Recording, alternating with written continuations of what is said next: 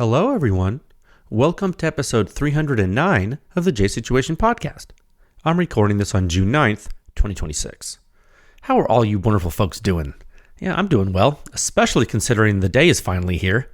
Yeah, today. Today is the day we finally present our standardized laboratory 45 ACP pistol host to you. Yeah, a long time coming. The full-size 1911.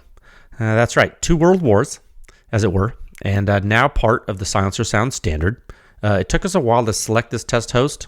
There's a sea of competing 45 ACP pistol platforms, and man, you already saw the venerable HK Mark 23 and the USP 45 Tactical when we evaluated the Knight's armament and B&T silencers on those hosts.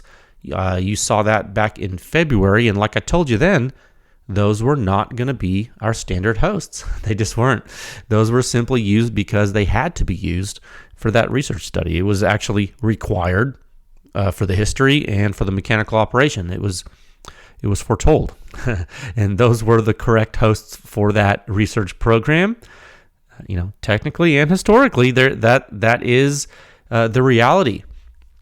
Now, with today's report, you will have 1911 data, and with it, what a better way to debut this standardized platform than with the original, often imitated but never duplicated, AAC Ti-RANT 45. Yeah, so this silencer debuted in 2010. It was about 16 years ago, before many of you even knew silencers existed. I think, maybe, I don't know. But for some of you, especially those of you who have been shooting the silencer all of these years, you know how special it is, right? So sit back, relax, and we're going to do an introduction to this long-awaited research program and officially kick off 45 ACP pistol silencer research in what we think is the best and most proper way possible. Okay? Of course, the Mark 23 study that we already did notwithstanding. Okay? So we're going to get on with the show. If you've been here before, welcome back. If you're new to the podcast, oh man, have you chosen to join us at a wonderful time in silencer history? And there are timestamps in the episode description for you to skip to wherever you would like. Okay? No matter where you're listening. It could be Spotify or YouTube or the website at pewscience.com, iTunes, on the top of a mountain. You could be anywhere. Okay? So skip this if you want, but I'm going to basically let you know who makes this podcast possible every week. And, since we're over 300 episodes, it's a monumental effort. And we couldn't keep it going without these fine companies. One of them is Legion Athletics. Nothing you do is worth doing without consistency. If you want to do things all the time and you want to be good at them, Legion Athletics can help. Whey protein, pre-workout, post-workout, creatine, vitamins, minerals. They don't have everything you need, but they certainly have a lot of it. Visit legionathletics.com. Use the code word PEWScience. Buy one, get one, 50% off your entire shopping cart. And if you keep using the code, 20% cash back. And one thing that's really cool, and if you're an athlete or you play sports or you lift weights, you keep active, if you're ever drug tested, you can be assured that whatever you get from Legion is not going to make you fail a drug test, which is important to a lot of us, right? So I do believe in drug-free strength sport. I always have. Compete drug-free, and I think it's important. I'm not trying to preach to you or anything, but I'm saying it's, a lot of us think it's important, and finding somewhere that has high-quality supplements you can trust is important too. So that's one of the reasons we get along with Legion really well, and they are really science-based and data-based in their supplement material selections, a lot like PEW Science. So I think it's a good match. They've been with us for a few years now, and we like them, and we endorse them, and we use their products for real. Also, I don't know if you know this, but Silencer Shop endorses the PEW Science Laboratory, and they have for many years, actually since our inception. Many of the things that you see in PEW Science today, including the composite suppression rating, were really endorsed by Silencer Shop from the very beginning. A lot of people in the industry don't really know that, but it is true. They may not say it outwardly, but I'm telling you right now, it's true. And Silencer Shop has actually advanced silencer distribution nationwide in a big way with their kiosk. Probably without Silencer Shop, the silencer market would not be as large as it is. So it's pretty important for you to understand that. User kiosk, it's silencer ownership simplified. Top Gun Range out of Houston is one of our really big supporters, and they have a 15-lane indoor shooting range. They know a lot about silencers. They use them in their range. You can go try them out. They have a self-hosted, internally developed AI system that helps their employees. Its name is Marvin. It's literally Silencer Skynet. And do you know how they made it? They trained it on PEW Science data. Okay? I just need you guys to understand the level of the game that these companies are participating in. Like, you don't, like, you're going to read a lot of stuff about PEW Science and hear a lot of stuff about it, like, just in the zeitgeist of the silencer community. I want you to know that, like, the people that are making a difference are folks like Top Gun Range, okay? Like, there's levels to the game, and Top Gun Range is playing at a level that is so above some of these other dealers. You really need to check them out. If you have a business trip in Houston, Top Gun Range, go there, okay? Also, Capital Armory, who doesn't know about them? If you're in the NFA world, I'm telling you, they're true NFA enthusiasts, and even as they have grown, they've kept to those roots. They use high-quality stuff. They care about performance, and that's why they support PEW Science, and that's why we support them, all right? They can ship them directly to your door, Capital Armory. Finally, this podcast is brought to you by the PEW Science Laboratory. Over 6 years, we have chosen to do this, to continue to push the silencer industry forward one test at a time. And, you know, every time we publish a report, and I talk about it to you on this podcast, that has nothing to do with anything that silencer companies pay for or anything like that. It's not part of contract. We are not contractually obligated to do this podcast for you. This is for the pure love of the game. I need you to understand that, because a lot of silencer companies tell people that somehow silencer companies are paying for us to talk about silencers on this podcast. It's not true. No silencer company has ever paid us a dime for saying anything on this podcast in the history of PEW Science for 6 years. This podcast is 100% supported by the sponsors I just told you, and that's it. Okay? It's supported by PEW Science. And you know who supports PEW Science? You guys. That's right, because when you go to the silencer sound standard, the 8 sections, that is basically the compendium of the best silencer data analysis, the most complete combustion analysis of suppressed small arm weapon systems on the face of the earth. When you go there, you know who keeps that running? All of our members. You listening can support this podcast. You can support PEW Science. You can support the lab. You can keep our lights on by joining with a membership at pewscience.com. And if you join with a membership, you get more data. In return, it's a thanks to you. We'll give you more data. We'll give you more features. We'll give you more fully featured ranking section with length and weight filters. We'll give you member deals. There's all kinds of stuff. And you know what? If times are tight and you can't afford to support us, it's a cup of coffee per month, but maybe you lost your job and you're in between. That's okay, dude. I understand. Times can be tough out there, especially in this economy. Don't give us any money. All you got to do is let folks know that silencers and guns are awesome by giving us a good rating on the Spotify, the iTunes, the Facebooks. Whatever you get this information, spread the word. We're doing God's work with your help, dude. That's what we're doing, all right? All right. I got one topic. I'm going to split it into 4 or 5 parts. This is an intro talk. This is not a technical discussion, but I'm taking this super seriously because this might be one of the most pivotal reports we've published in 6 years. It's very important that you understand that, all right? So I'm going to move into the topic 1 intro at a time of 9 minutes and 13 seconds, all right? And so the way we'll do this will be topic 1. It's going to be Sound Signature Review 6227. It's the original legacy AAC Ti-RANT 45. We tested it on several different weapons, but what you're going to see is our standardized new 45 ACP pistol host, which is the 1911. It's a full-size combat handgun. This is basically the debut of standardized 45 ACP pistol silencer testing in the Silencer Sound standard. And today you are going to see one of the highest performing 45 ACP pistol silencers in all of history in the world. Okay, we're 16 years late to give this to you. Okay, this debuted in 2010. But we're making up for lost time, and it's going to be awesome. And I know one of the questions that everyone's going to ask themselves is, well, how does this stack up in the current day? And when you see this report in the morning, you're going to see that, man, you PEW Science is going to show you just how good you had it back then. So we're going to push the industry forward one test at a time. That's not a meme. That is our slogan. And that's what we're going to do. And I'm going to tell you why we're going to use the 1911. Okay, I mean, that's the point of this talk today. I'm going to split this into we're still in the intro of this, but I'm going to split it into 4 other subtopics today. When we get to subtopic Alpha A, I'm going to cover suppressing 45 ACP and answer your question about, is it loud?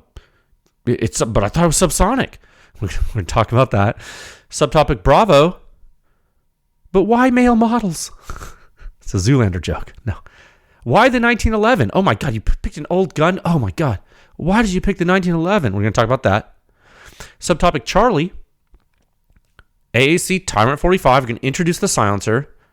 And some of you, especially you Zoomers out there, you're going to be like, do they even make that anymore? Why are they testing an old silencer? They don't make it anymore. Okay, but you're going to eat your Wheaties and you're going to listen to this. And then subtopic Delta, I'm going to give a little bit of opinion here on the current state of the pistol silencer market and why it might matter more than you think it does. Okay, I'm going to force feed you some history today.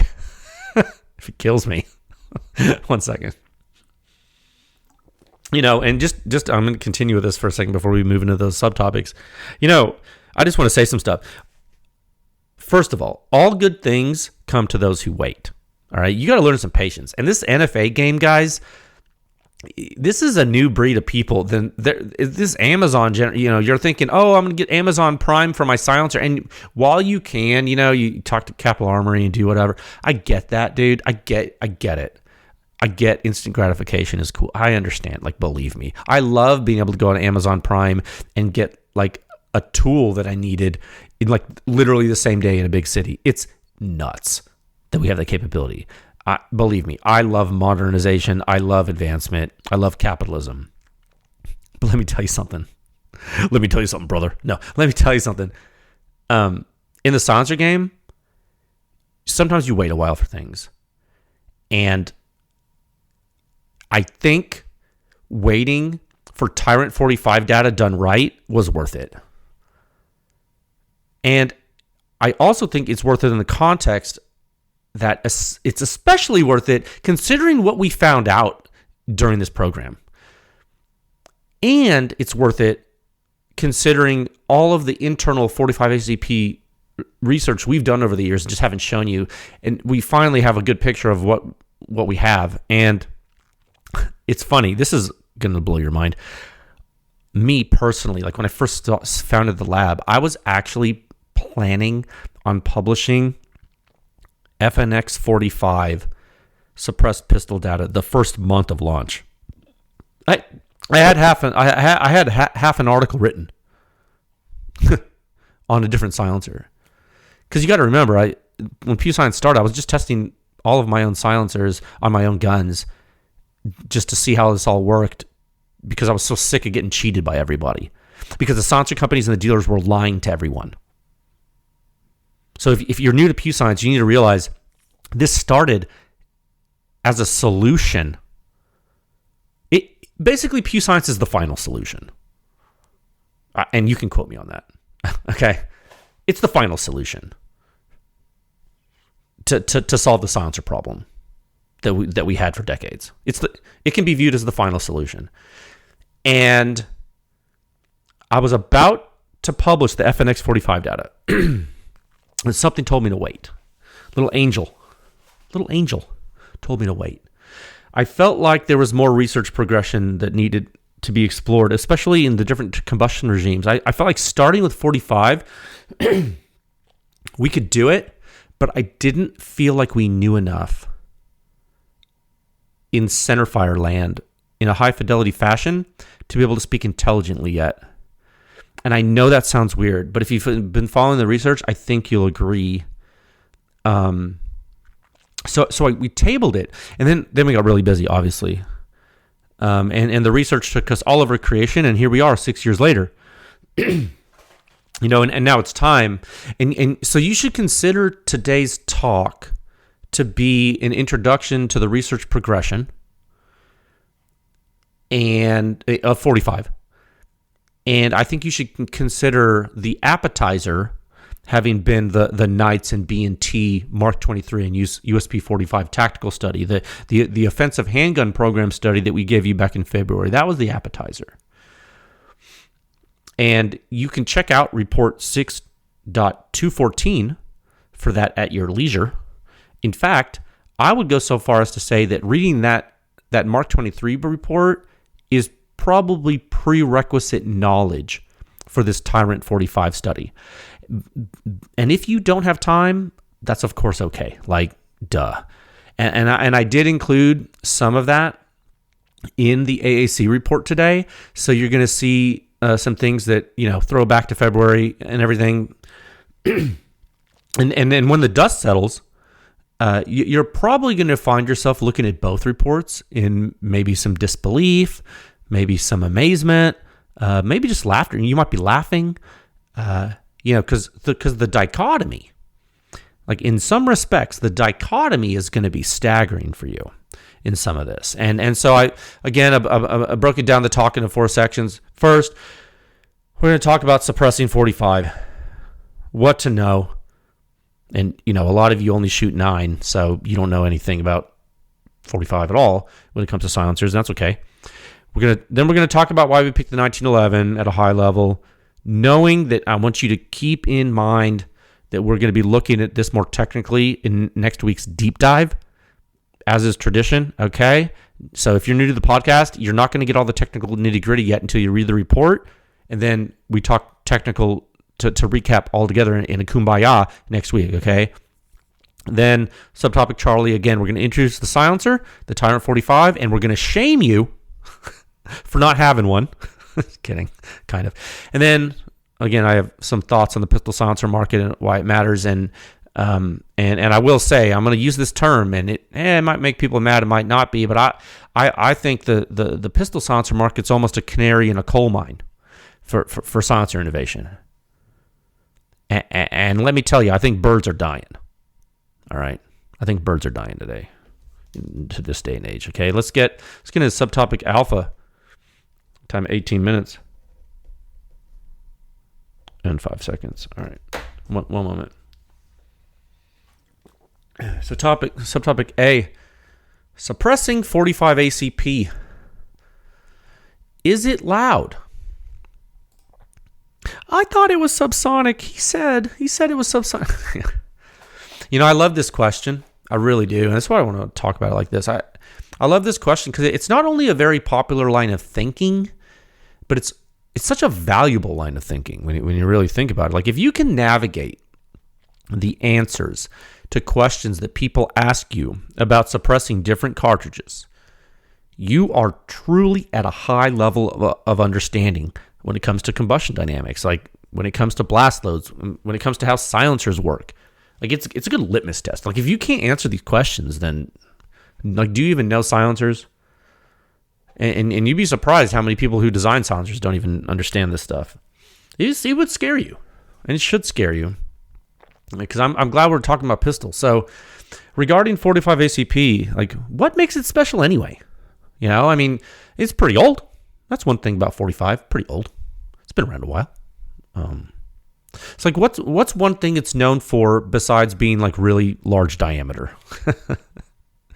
Why do you use 45? Because they don't make a 46. 2 world wars. No, it's got a big old bullet. It's almost half an inch in diameter, right? So, like, what else is it known for besides that? These bullets typically move with velocities that are subsonic in air. When there's standard bullet weights for the cartridge out of standard barrels, and so for example, 230 grain .45 ACP projectile. It's moving out of a pistol barrel somewhere between, 800 to 1,000 feet per second, somewhere in there. Usually close to 800 and 900 feet per second, give or take. And you need to understand that at standard temperature and pressure, the speed of sound in air is 1,125 feet per second.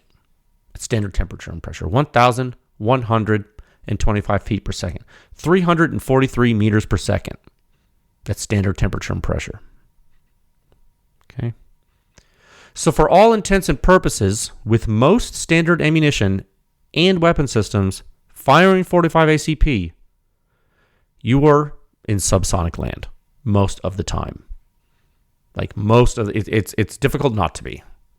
Okay. So what does it mean? What does that even mean? Like when we talk, because you might be new to silencers or new to firearms, and you might not understand what that even means. Well, because you might say, well, does that mean the cartridge itself is somehow not loud? Because it's subsonic. You might think, oh, that means it's quiet. It's like, well, I don't know. I mean, you might be saying like, man, it's subsonic. I heard subsonic ammo is quiet. And you hear people say this, and I would encourage you to say, well, hold on a minute. We'll pause. Back up a minute. We're just talking about the ammo, right? We haven't even talked about a silencer at all yet. I'm just talking about 45 ACP, subsonic round. Like, do you picture subsonic ammunition as quiet in general? Like, is that what you're thinking? Like, because it's not. Like, it just so happens that the projectile velocity is important, yeah, but what's making the projectile move? How is the projectile able to fly through the air? Well, there is an explosion that's occurring. There's propellant burning in the case, and it's forcing that bullet into the rifling of your barrel. And the expanding combustion gases resulting from that explosion are pushing that bullet by force into that rifling. That rifling is physically cutting into the lead of the bullet. Through the bullet's jacket, it's forcing the bullet to twist. Okay? It's twisting as it's forced and squeezed through the barrel. That's really what's happening. And this whole entire time that's happening, it's accelerating. That bullet is accelerating in the barrel. Until finally what happens? Pop! It uncorks like a freaking champagne cork, like a wine cork right out of that muzzle. And after that, right after that uncorking, right after that point, or well, technically after approximately three barrel diameters or so past the muzzle, give or take, it starts slowing down. It starts slowing down pretty quickly after it leaves that muzzle. It's true. You can only accelerate a bullet in the barrel.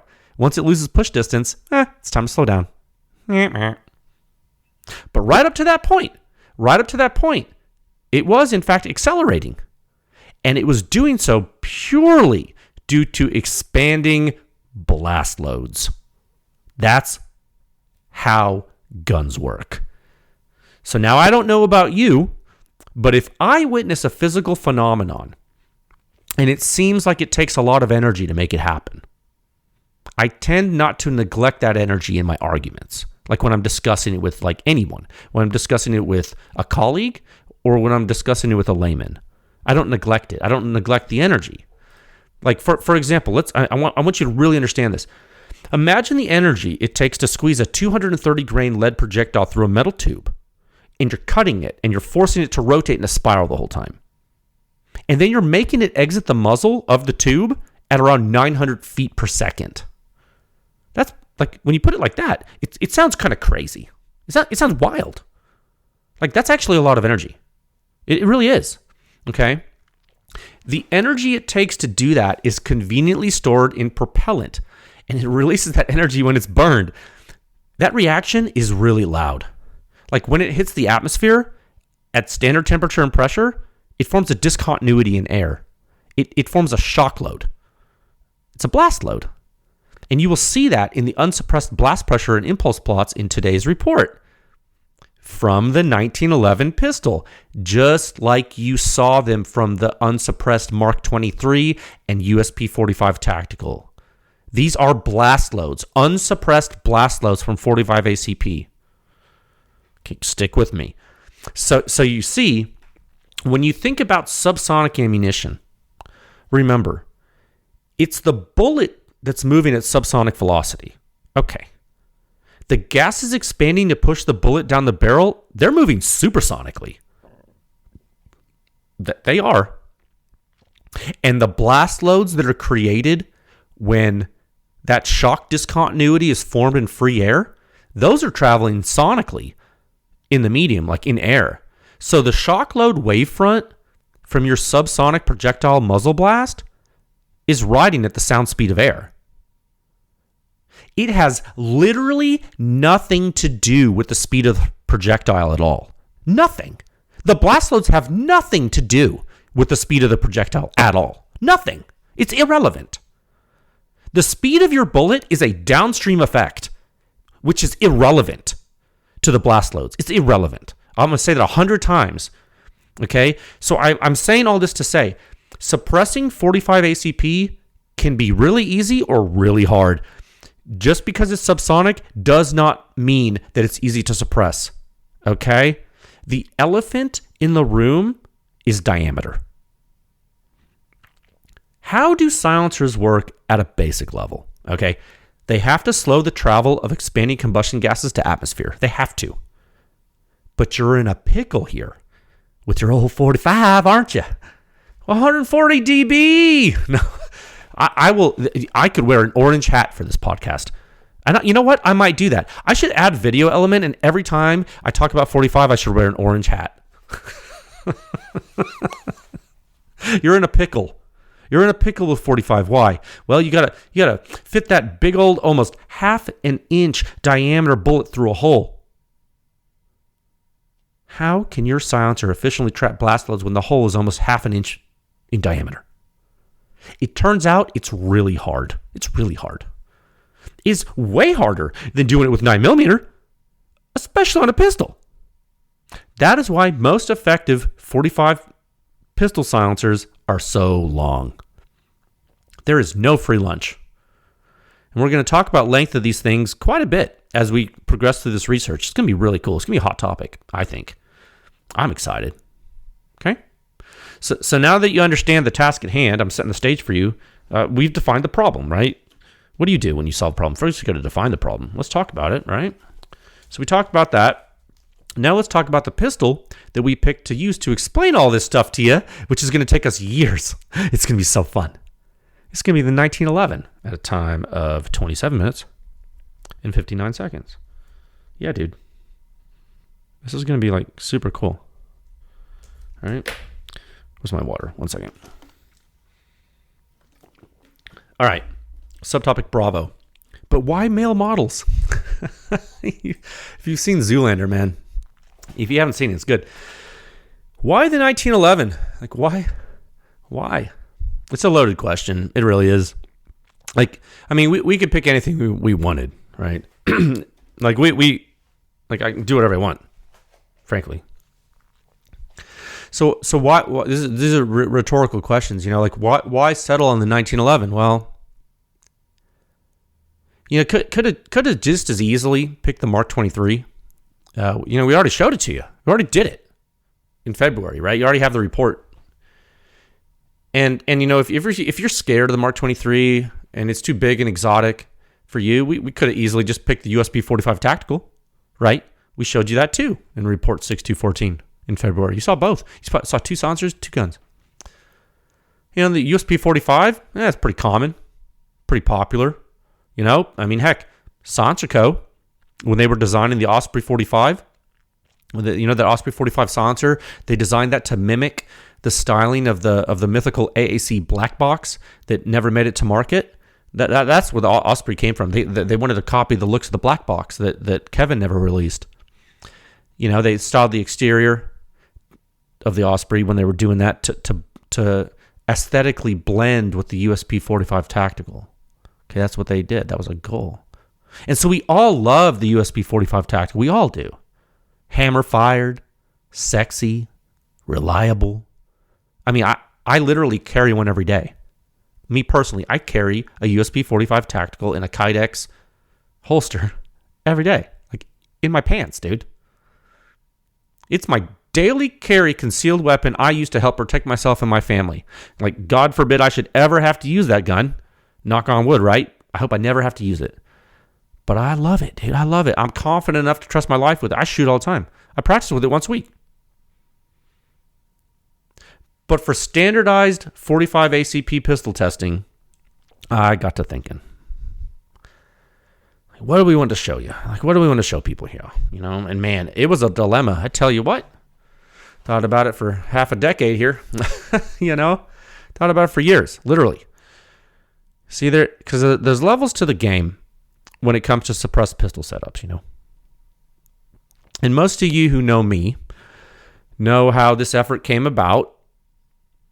And, you know, I'm a pistol silencer lunatic at my core, and I do think rifle silencers are neat. I do think rimfire silencers are neat too, but there's just something about using a centerfire pistol in a quiet fashion indoors to take care of business, and it's always going to be a good thing to be able to do, and the objective should be to do it with the absolute lowest severity signature possible, God willing. When you are shooting a centerfire handgun suppressed, your mission should be quiet.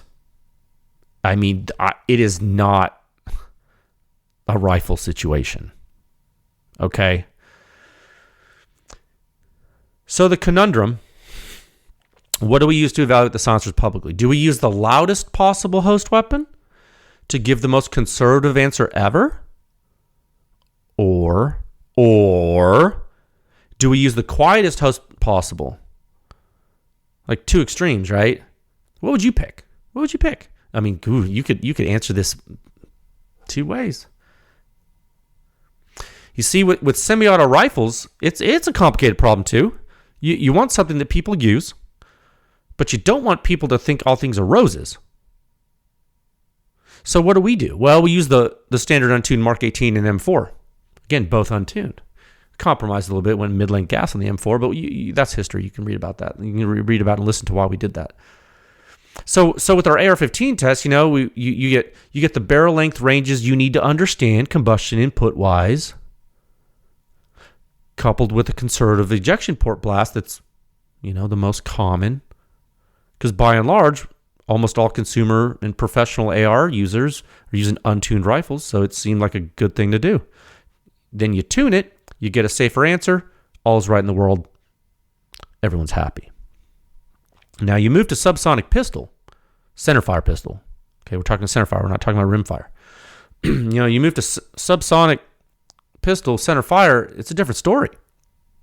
You know, now you're sitting in a place where the whole dang point of the system to be as quiet as possible, like I'm saying. And with rifles, you know, rifles, you might need to focus on some stuff other than absolute quiet. There's a lot of things going on with the rifle. I get it, dude. Especially AR, you know. It's fair. The arguments are fair. A lot of people, I don't care about the suppression rating. That's PEW Science. That's stupid. Who cares? 5.56 is never hearing safe. It's like, okay, relax. You're wrong on so many levels, but I understand your points, despite them being wrong. I understand the motivation that you're trying to get across. You know, with a rifle, sometimes you want quiet, sometimes you don't. But most of the time, when you're taking the time and energy to screw a silencer into your freaking handgun, you are up close and personal doing something either exceedingly unpleasant or just crazy. And you're really not trying to wake the dead. You know what I mean? So we tested internally, man. We did all the HK guns, did the FNX 45 tactical. You know, we basically tested the most common consumer suppressed 45 ACP pistol hosts available. You know, and the SIG 220 exists too. It would have been an option too. And there's an option that is so incredibly popular and common that we really did think it deserved heavy investigation, and that was the 1911. And, you know, the 1911 is designed to use the 45 ACP cartridge. It's like the native tongue. It's like the design language of the gun. You know what I mean? And the rumors you hear about 1911s being excellent silencer hosts, we found that they're true. I mean, there is a method to that madness, and there's a physical reason for it. And well, there's two reasons for it. One, it's barrel length. Two, it's lock time. And the 1911 uses a linked tilting barrel, and it exhibits a different angular displacement than what you're used to seeing. Frankly, that I'm used to seeing, because I'm not really a 1911 person, although I respect it for what it is. It has different angular displacement than a modified tilting barrel Browning action.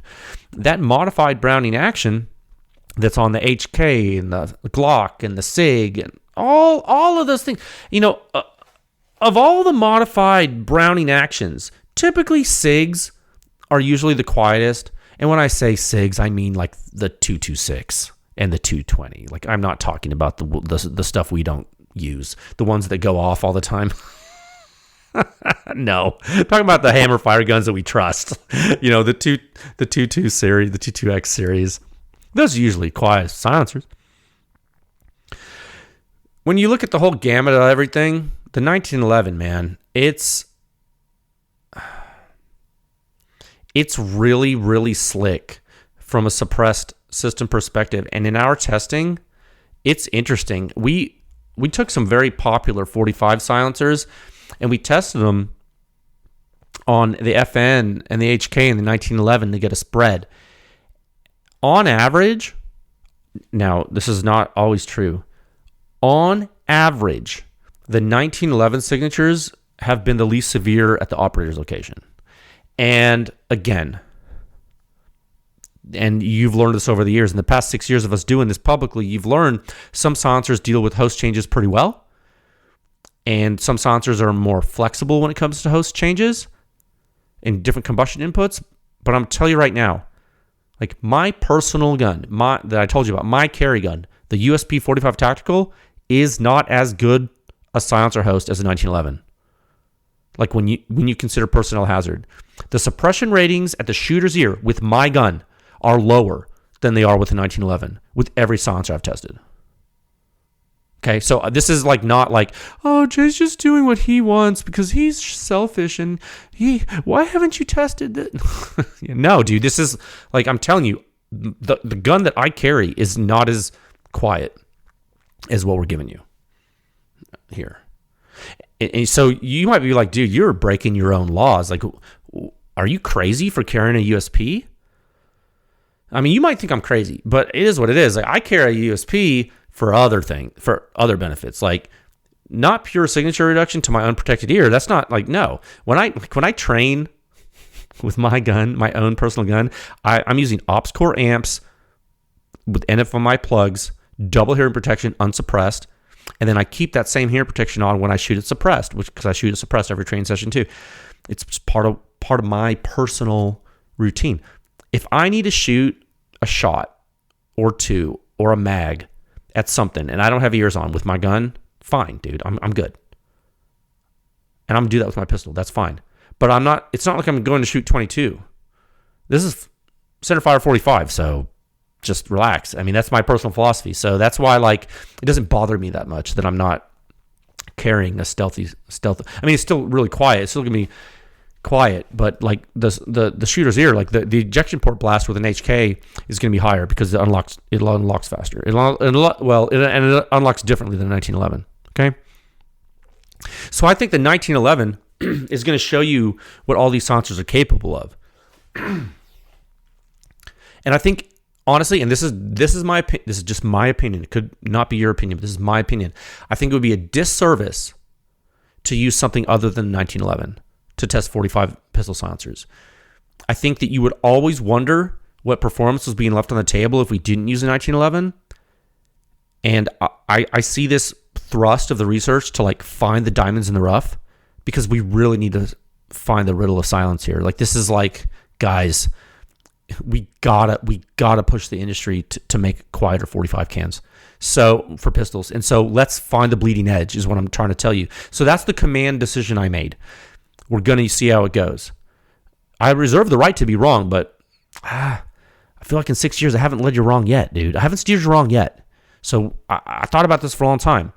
So another reason here, your grandpa might have one of these. And then you could get your grandpa a threaded barrel. And there's probably more 1911s in circulation than like a lot of other pistols, so that's pretty cool. So 2 world wars, bro. Like, right? Forget it, yeah. And by the way, and this is like kind of cool and fortuitous and serendipitous. When Remington bought AAC, they released a special Remington 1911 R1 package with the Ti-RANT 45. And guess which 1911 we're using at the lab? Oh, yeah. That was an easy decision. That's right. So now let's talk about the silencer we picked to kick this off. That is, again, after the HK Offensive Handgun Research Program in February. The AAC Ti-RANT 45 in subtopic Charlie, a time of 40 minutes and 44 seconds. Okay. All right. Well, just give me a second. Okay. Man, this is so cool. All right. Ti-RANT 45, where is it? It's right here. Oh, I love this silencer. It's all dirty. Oh my gosh, I took a picture of it for this episode. I didn't even clean it to take a picture. It's all gross. It has like stuff on it for me because I shoot the silencer all the time. It's my personal silencer. I didn't even clean it. I was just like, I'm just gonna take a picture of this. Like they don't even make this anymore. Like you can't even buy one of these unless you find one on Gunbroker. And this is one of the reasons I was so excited about today. This literally feels like early PEW Science, right? Like several silencer tests in a row on a cartridge, all internally funded. You got the 4-test HK offensive handgun study with the Knights and the B&T, all internally funded. Now you're getting the AAC study, all internally funded. And just so you understand, like I just want, like for those of you new, because I see so much noise, I just want you to iterate some stuff for you right now. 2 of those companies are lab clients, B&T and the new AAC. It's true, but you got to remember, PEW Science is an independent lab, and most of the testing that we do, you never see, and you're never gonna see. And so we run our organization with funds we get from multiple sources, right? Like I just want to make sure you guys understand. We get funding from donations, member dues, ads on the website, direct client revenue for professional services, and it's all it's all public that you know this. And the only thing on that list I just told you that we feel is important to explicitly delineate to you in our reports is the last one, the client service. So if we publish a report that has funding that's supporting it, that's directly from a manufacturer for a test program, like a directly funded client effort, there's always a disclosure in the report, always. And we even put our own contract number, the real contract. That contract number is like our contract number from our contract system. It's in the report, dude. This is how actual engineering reports are written that you never see. This is true. This is like how it's done. And we do this why? To be transparent with you.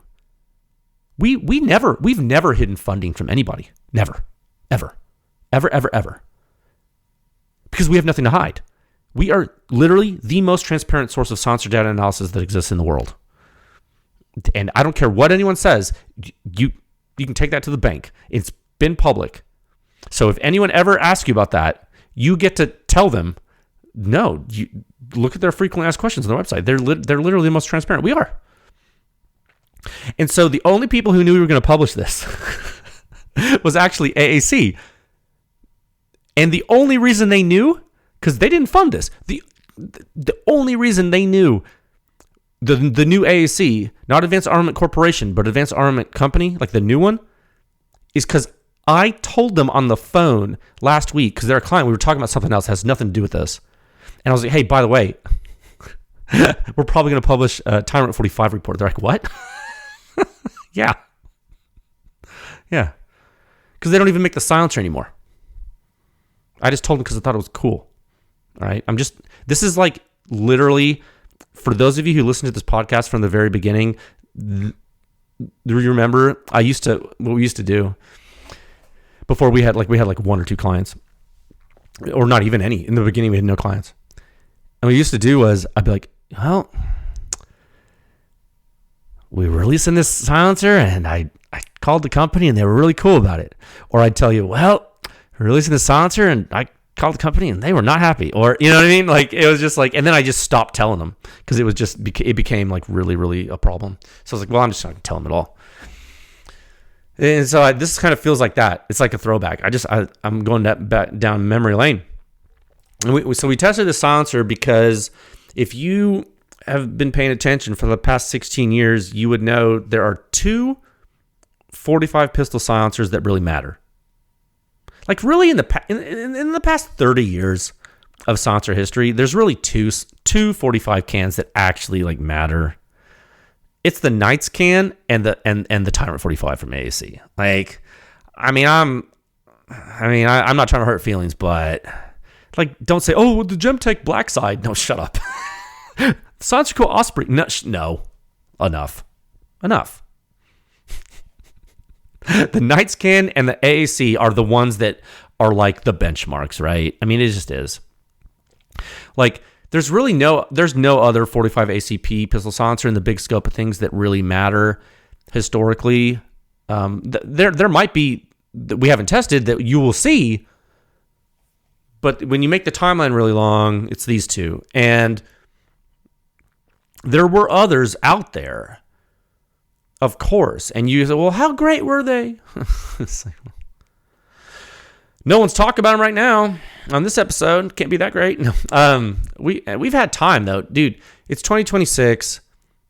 In 2020, we started this effort. We waited 6 years to give you 45 ACP pistol silencer data. We're still starting with the Knights and the AAC. So like, if there was something else that like we thought was worth starting with, like we probably would have done that. You know what I mean? Like I'm not trying to insult anyone, but like, guys, when this silencer was released, it like back then, and a lot of you were around, like a very, very, very common talking point was, okay, but what can your 45 can do dry? Like that was the question, right? Because it's so hard to suppress a 45 ACP cartridge from a pistol. It's so hard that most 45 pistol silencers are designed to be shot wet. It's true. The Knights can is. Now you shoot it dry, and the Knights silencer, it does okay, especially for the length. Like, and you saw that. You saw that in report 214, right? Like on the Mark 23, the Knights silencer is actually pretty damn awesome, and it's actually more than okay. Like, especially for the length. It's one of the reasons it's probably my favorite silencer. Like, of all silencers. Just because of the history. Now, you enter the Ti-RANT 45. You got to keep in mind, in 2010, when Brittingham was in his prime, like running AAC, dude, and he was super close with the Knight family. Oh, I guess he still is. I guess he, probably still is. And, absolutely, I know Kevin, not super well, but pretty well. He absolutely admired and admires Reed Knight, for what he created. And it was in the name of the company. It was the name of AAC, Advanced Armament Corporation. Knights Armament, Advanced Armament, Griffin Armament. Like, these companies that started back then, they were called something because they were inspired. These names aren't coincidence, and you can love these companies or hate them. And everyone's had their problems with all these guys over the years, but us included. Everyone knows it's all public drama. But when I'm trying to be very objective with you and tell you about silencer history, and these names are not coincidence. These names of these companies are inspiration-driven, guys. The fact that Advanced Armament and Griffin Armament use the name Armament, that came from Knights. And that's not a bad thing, and it's not a good thing. It just is. I'm just giving you a history lesson. And the reason I'm telling you all this is because it all feeds into why these silencers even exist. Like when AAC set out to make a name for themselves and get like the NSNs on their cans, like Knights had done, and then they set out to improve upon the state of practice. Like Kevin had a vision for that, and he set his sights on the competition. And the competition that mattered at the time was Doug Olson's creation at Knights. You know what that's like? I want to give you like a context. That's like saying, I want to make a rifle. I'm going to set out to compete with Eugene Stoner because Stoner came from Knight's Armament. But I'm telling you, I know it sounds crazy, but if you're going to try to compete with Doug Olson, who came from Qualitech, to make a pistol silencer, it's a tall order. Okay? So the really big claim here that came about when the Ti-RANT 45 was developed and released was, and we were all there for it, was like, this thing is quiet dry. Like actually quiet dry. Like you don't have to use an ablative medium. In the silencer, you don't have to use water. And just like the Knights can, like you can use water, but you don't have to. You can shoot it dry. And that is such a tall order. It's really hard. It's hard as heck to do this with 45. And AAC gave it the old college try. They really did. And what was their secret weapon here? What was AAC's secret weapon for the Ti-RANT 45? Well, they had a couple of them. One of them was a lot of money from the government with different contracts they had to do design optimization of the K-baffle. You know, AAC became a juggernaut, one with the raw, unbridled motivation, beg, borrow, and steal technology. Birmingham begged, borrowed, and stole stuff to get going. And, you know, there's all kinds of, there's a whole book that could be written about that stuff. You know, Gadini could come in here and write a book about it. He probably will, hopefully. But to the winner goes the spoils. You know, the history books are written by the victors. And AAC was a juggernaut of funding with some of this stuff. And it helped a lot to do design optimization of their K-baffle. And it helps when you can churn out a bunch of baffle shapes and test them 1,000 times in different configurations. It doesn't hurt. R&D. It doesn't hurt. And so that was one secret weapon. It was the momentum of the corporation. Another weapon they had was access to a complete reference collection of pistols and silencers for testing. I mean, in fact, Birmingham personally has one of the largest and most complete silencer reference collections in the entire world. The world. His reference collection is unrivaled. So that's another weapon. Another weapon in their arsenal to complete this mission was the length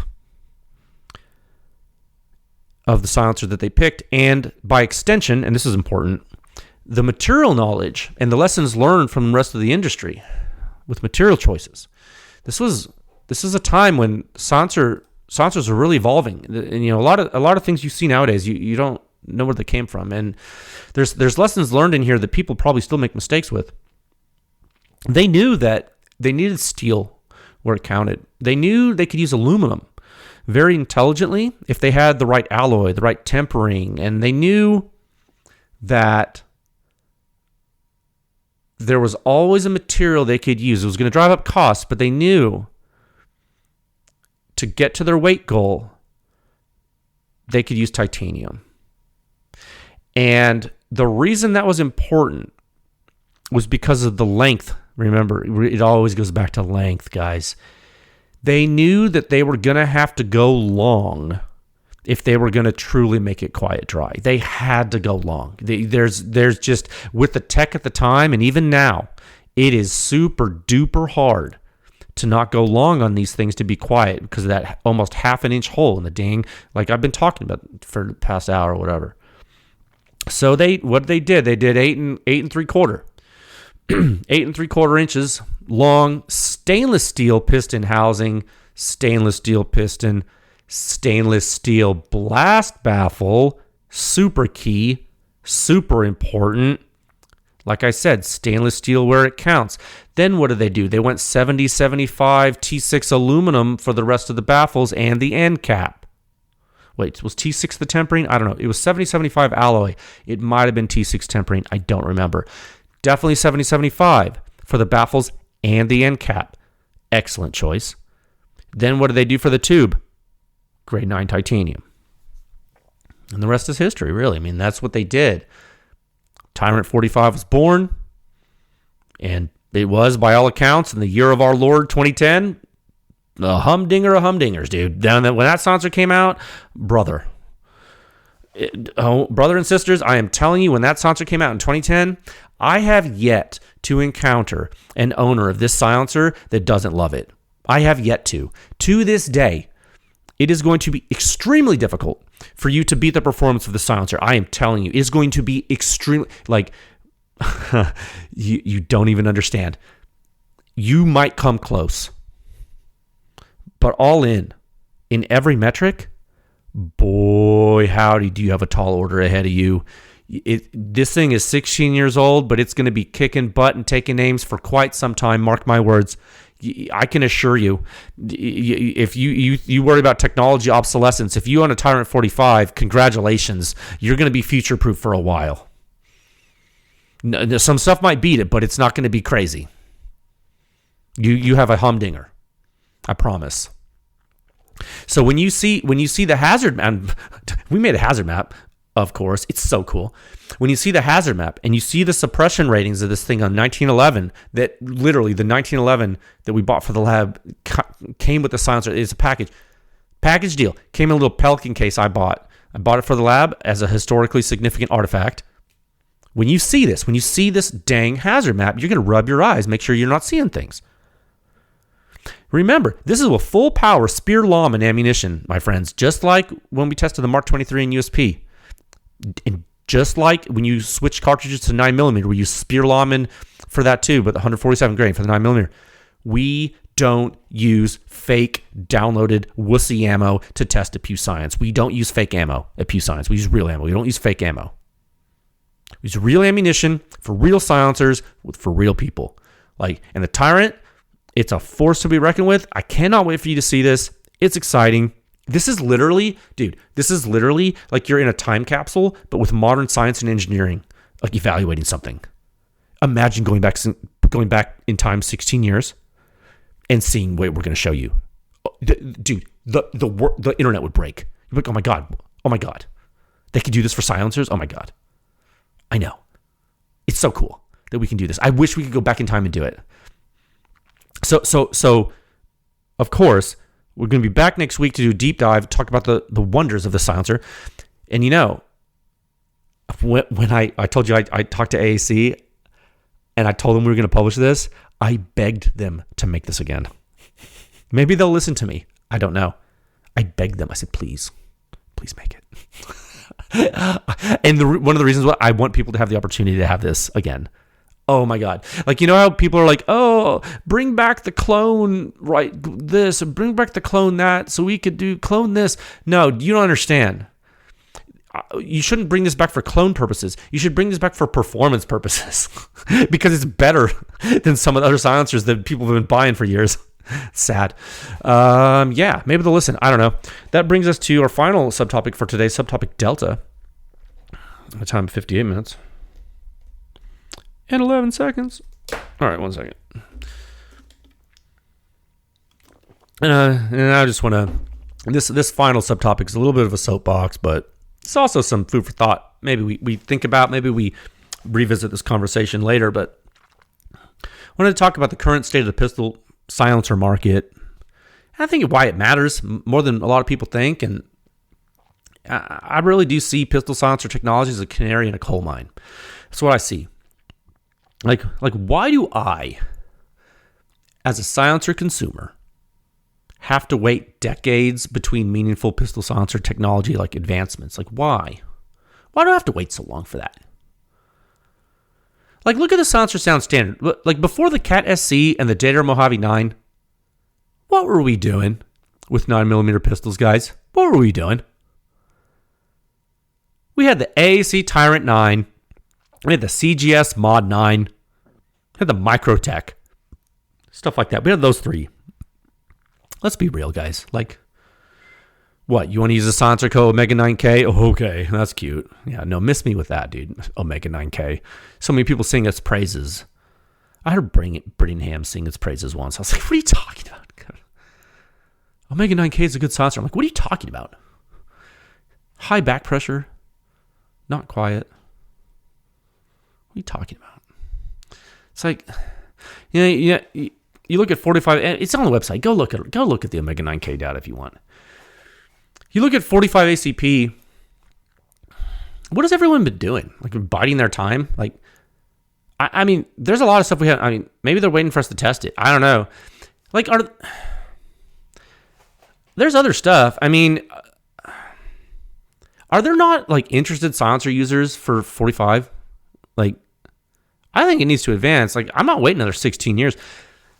Like, I'm not going to stop doing PEW Science until we like at least have uncovered like the advanced 45 ACP suppression technology, like the alien spaceship in a meaningful way. Like, I'm hopeful that on this research path, I'm hopeful we see some neat things. Like, I've looked out there. It looks like Huxworks is doing some new stuff. It looks like TBAC, like Thunder Beast. It looks like they came out with something in the past couple years. I don't know. Maybe it's good. Could be. Hopefully they benchmarked against this, because if they're not beating this, then that would suck. They might be. Might be. I don't know. So there might be some 45 cans that we don't even know about yet that could be super awesome. But I haven't heard people rant and rave like they did when the Ti-RANT 45 came out. People were ranting and raving about it, dude. I just haven't heard that from anything. So maybe I'm just not on the pulse anymore. Maybe I'm getting old. Or maybe the consumer landscape has changed. But we're going to find out. And I have some theories. About this. Like, and I've talked about this before. I think at a basic level, some silencer trade and art, some of it's getting lost. And I think like I'm gonna mention some old school designers, and I don't want anyone to get mad. But I think like old school guys like Doug Olson, and like then later Mike Smith, and then later Josh Parker. There's three names. There's three names that I think belong together in history book. I think those old school silencer guys are few and far between. And Gadini. I put Gadini in there. Someone hit with his work. I think Olson and Smith and Gadini and Parker. I think they're few and far between. And I think it's much harder to do pistol silencers than it is to do rifle silencers. And I think basic mechanical design and looking at systems as they move is a lot harder. I think it's a lot harder to copy paste than a lot of the things done by these fly-by-night rifle silencer companies. To be frank, you know the ones. And like, you know, ones that they're sitting in their apartments, cobbling together designs they borrowed, then they're sending them to printers. It's like, okay, like, are you a silencer guy, or are you just like trying to make money? And I know it's important to make money. People got to make a living, but dude, some of the passion and art and history is just, it's going away. And I know I might sound like an old boomer or something. I'm not a boomer. I'm not even technically Gen X, probably Gen Y when you think about it. But it's a different age now. You don't need access to a machine shop even really to create a whole silencer company. You know, it's maddening when you think about it. You know, and the advancements in the pistol silencer world, I think they're suffering in a way because of it. Because you know, and you may not think that it matters to you at all, and that's okay. Here's the thing though, I can guarantee that rifle silencer technology in its current state kind of only exists due to the people I mentioned earlier. Okay, it really does. I know it's hard to hear, but it's true. And now it's not just them. I'm not saying only them. I'm not saying they're the only ones. No. There's others too, but I tell you what, I've seen cutaways of some of these new silencers. I see where the ideas came from, and I'm not the only one seeing it. A lot of the old heads are like, wow, that's ballsy to steal. And, you know, anyone that knows a bit of silencer history sees what's happening. And you know, you can bitch and moan about it and complain about it. You know, or you can fix it. Or, you can, it's just like, you know, what a lot of my bosses over the years, don't bring me problems, bring me solutions. And I like that. You know, when people bitch and moan all the time, I think it gets old. I think you forget about complaining and you bring solutions to it. But one thing you do need to observe that this is happening, and what it means, it's an indicator that there's derivative. There's a lot of derivative things occurring. It's a lot of copy paste, and it's in the rifle silencer space, and it's happened in pistol silencer space too, as you'll see when we tackle more of this 45 stuff. It might be the worst it's ever been in the silencer industry right now, the copy paste. And in parallel with that, you're seeing very few pistol silencer sector innovations. There's some, but it's not, part of it's pragmatic, part of it's just not a fast moneymaker for some of these brands, and it's harder. It's just harder to do. And a lot of the things that are probably really special aren't getting the press. Like that Microtech, for example, that Microtech silencer that we published, it's so crazy that people aren't fawning over that thing. Amazing silencer. I don't know, just probably didn't market it right or something. I don't know. Just like technologically, like cool silencer. Good size in the short config. Just really, people sleep on that stuff, And like my theory is like the longer you go without pistol silencer innovation, like the worse the state of technological progress in the silencer industry. Like again, I do think it's a leading indicator. I think it's a canary because it's and here's part of I know this is like a thesis, right? Like this is my theory. I don't think it's contaminated as much yet. Like I think that pistol silencers they're not quite, but they're almost pure. Because although there is some derivative poison in the mix, it hasn't been like fully, like the well hasn't been fully poisoned yet. Like in some ways, and this is weird, but like in some ways, I think people are still riding the coattails of like the SWR Omega baffle in some ways. But I think also things have progressed past that on their own. I'm just talking about silencers in general, which is cool. Especially nowadays, we do have some really forward-thinking companies, which is very encouraging and cool. But I think barrier of entry to pistol silencers is steeper. And here's another way to think about that, right? Or like another indicator. Here's something that might be another indicator for you, and you just might want to keep your eye on this. Like if you see a silencer company selling a pistol can, but they're not making their own inertial decoupler assembly for it. And I'm not talking about making it light so it doesn't need one. I mean, that's a whole other problem. But like, I'm talking about like a pistol can that needs an inertial decoupler so it like has actual weight to it and it's going to be quiet. If a silencer company's doing that and they make it hub compatible and they don't sell a piston assembly with it, I'm not saying it's bad, but it might not be a complete pistol silencer contribution to the state of practice, because you could look at that and be like, well, that's a rifle silencer with extra steps. That's just a rifle silencer that you made so you could put on a pistol like that, and maybe that's not fair, like maybe that's too harsh, right? But I think somewhere there's a nugget of truth in that when it comes to really complex pistol silencer design, your inertial decoupler assembly is sometimes just as important, if not more important, than some of your baffle stack to get it working right. And if you are not even engineering that at all,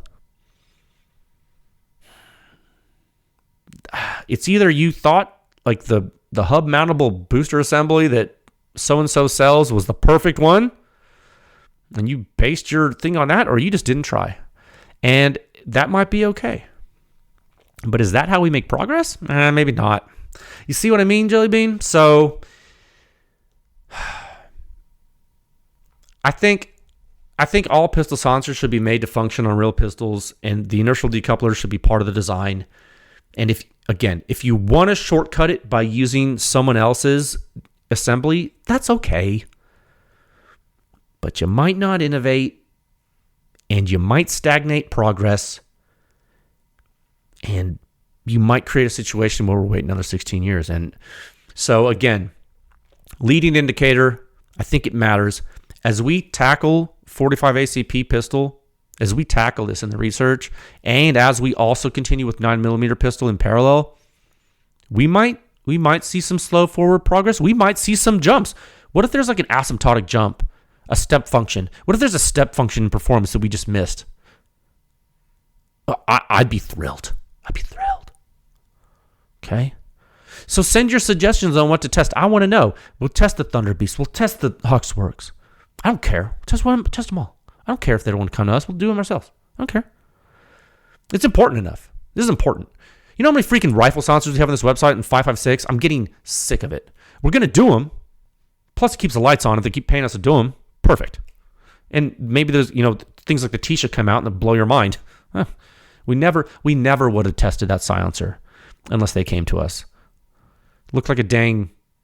I was like, what the heck? Who cares about that thing? Then we tested it. It's one of the quietest silencers in the world.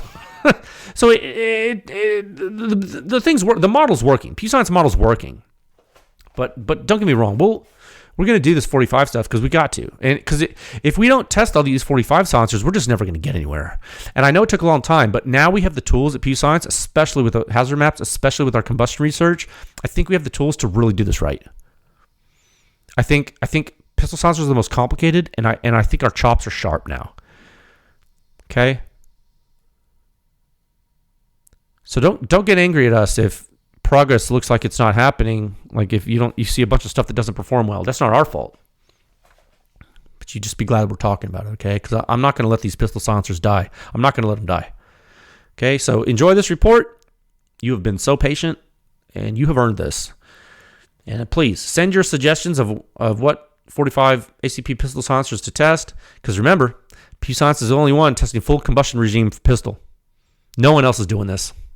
No one else has slide closing, and no one else is doing it. So this is the only place you're going to get it. I promise. We have to do this because it's the only way it's going to work. It's the only way it's going to advance. We're going to go hard in the paint with 45, and so let's make it happen. And who will emerge victorious? Who will be the next Doug Olson is what I want you to ask you. Who's going to be the next Doug Olson? He's still alive. Who's going to pass the torch to, metaphorically? Which silencer will be the next AAC Ti-RANT 45? It's a good question. I don't know. Is it even possible? I don't know. We're going to see. So they, Brittingham and company, they threw the gauntlet down in 2010. It's been game on since then. So it's 0700 Central Time. Tomorrow for you, today, tomorrow for me, today for you, and Wednesday, you will see what you have to beat. Okay? So stay safe. I'm very happy about this. I'll talk with you folks again soon. All right, bye.